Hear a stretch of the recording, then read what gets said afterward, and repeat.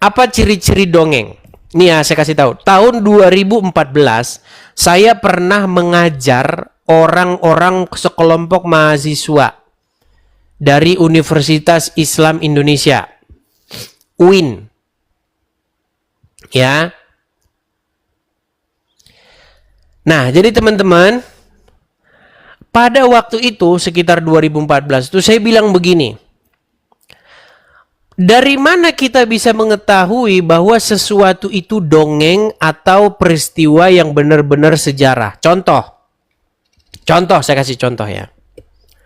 Ketika Anda berbicara mengenai penyaliban Yesus, biasanya teman-teman, dongeng itu dia tidak bertanggung jawab atau gelagapan ketika ditanya tahun kejadian dan lokasi kejadian. Contoh, saya kasih contoh. Pada waktu kita SD, kita pernah mendengar cerita kancil mencuri timun. Pernah dengar kalian? Pasti pernah dengar kalian. Kancing nyuri timun. Coba tanya, kejadian di mana? Di ladang timun siapa? Dia pasti nggak bisa jawab itu. Terus tahun berapa kejadiannya? Dia pasti nggak jawab itu. Terus misalnya, saya kasih contoh lagi. Malin Kundang. Pergi ke Sumatera Barat, itu ada cerita Malin Kundang. Tanya, kejadiannya ada ya, lokasinya ada. Tahun berapa kejadiannya? Pada masa pemerintahan siapa? Pasti nggak bisa jawab. Karena biasanya dongeng-dongeng itu seperti itu.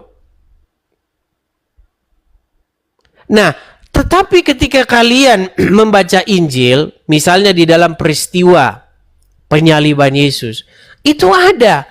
Pada waktu itu gubernur, pada waktu itu di wilayah Yudea, karena pada waktu itu Israel itu dikuasai oleh pemerintahan Romawi. Jadi itu termasuk wilayah jajahan orang-orang Romawi. Jajahan orang-orang Roma. Nah, orang Roma pada waktu itu menempatkan di situ gubernur pada waktu itu. Namanya Pontius Pilatus. Ada. Pada waktu Pontius Pilatus menjabat sebagai gubernur di wilayah itu. Dan Herodes sebagai raja wilayah. Ada tempat kejadiannya, lokasinya ada, tempat kejadiannya ada. Sekarang kamu saya tanya balik. Muhammad dilahirkan pada masa pemerintahan siapa? Memble kau. Orang Muslim sampai hari ini suruh tak jawab. Pada masa pemerintahan siapakah Muhammad dilahirkan?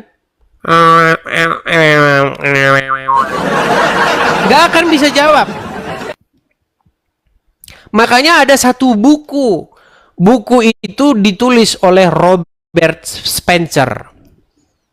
Yang berjudul Did Muhammad Exist? Apakah Muhammad itu benar-benar pernah ada? Kalau kita baca Injil, Yesus dilahirkan pada masa pemerintahan siapa? Pada waktu itu Kaisar Agustus yang memerintah pada waktu itu.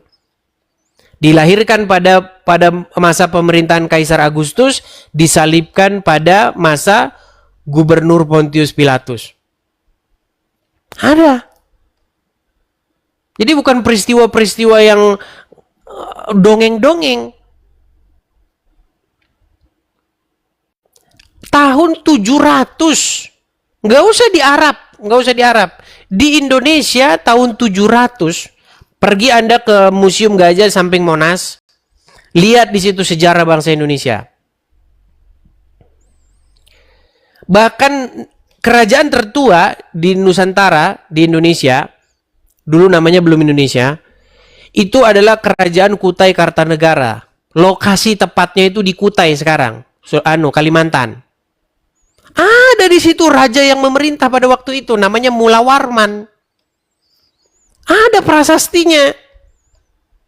Tahun 300 saja, itu tahun 300, tahun 400 itu Mula Warman. Abad ketiga, abad keempat. Tahun segitu saja sudah ada masa pemerintahan di Kalimantan.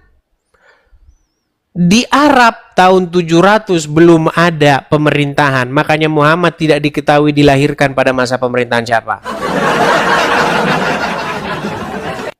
Paling-paling kalau ditanya sama mereka pada waktu pemerintahan Anies. Gimana? Coba naik sini Muslim. Saya tanya sama Anda, naik sini Muslim, saya tanya, Muhammad dilahirkan pada waktu itu siapa yang memerintah?